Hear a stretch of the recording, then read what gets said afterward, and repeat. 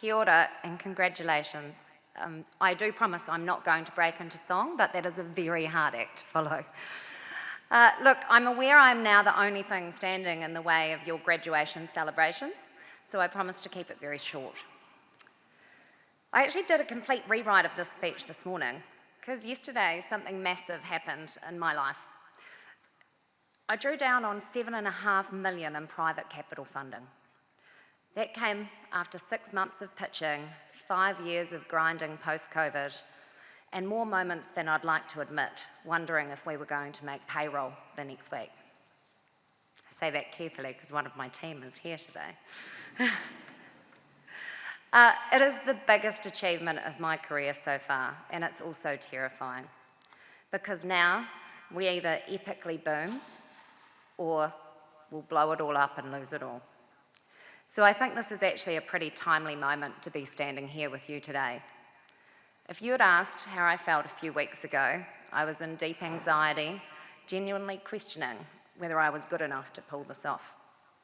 Who did I think I was, thinking we could build a global aerospace manufacturer? And why on earth did these incredibly smart, university-educated lawyers, accountants, and bankers believe me? Frankly, they should know better. And now I've done it, which means I actually have to do the thing. You've got your degrees. You now have to go and do your thing. I'm going to scale United Machinists to more than double in size over the next 3 years. If you'd told my 15-year-old self, an angry high school dropout, kicked out of home, that I'd be standing here today, I would have laughed. I didn't know what private capital was. I didn't know what CNC machining was, or why anyone would trust me with millions of dollars. At 15, my uncle once told me I was disgusting.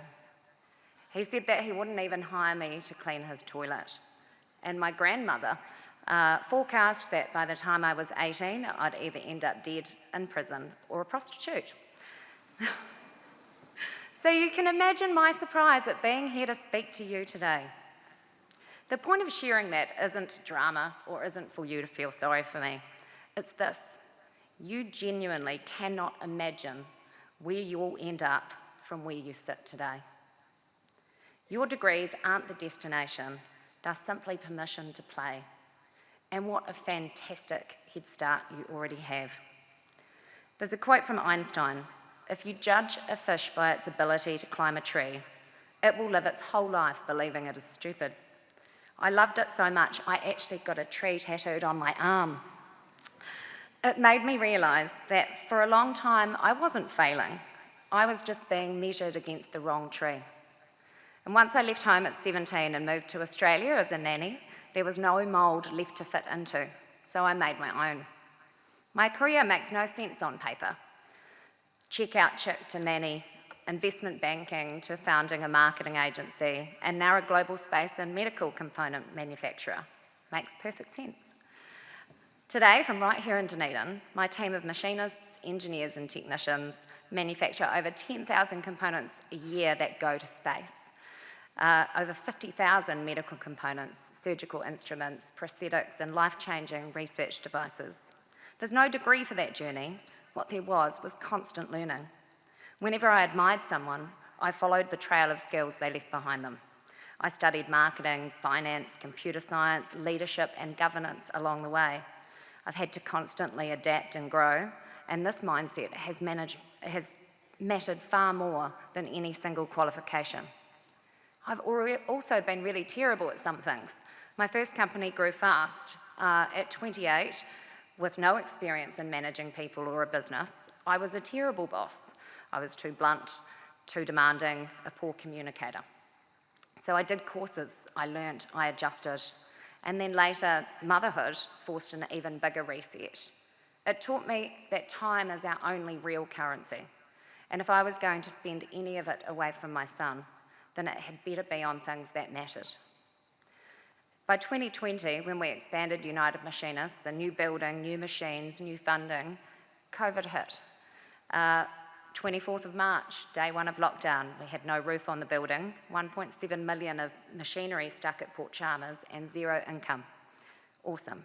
But here's the thing, we survived. And now 5 years later, we're back to where this talk began, about to build again, scale again, and risk it all again. And in those moments that I'm having a wee panic attack and I don't know what I'm doing, I remind myself from where we've come. Past performance isn't a guarantee, but it's a pretty great indicator for you and for me. So if I leave you with anything, let it be some of these insights that I've reflected back over my journey. Self-awareness is so important.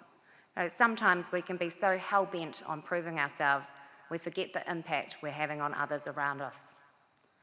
Collaboration and communication, you absolutely cannot achieve anything alone. Giving feels better than receiving. Find ways to make your skills have purpose beyond the profit and loss statement.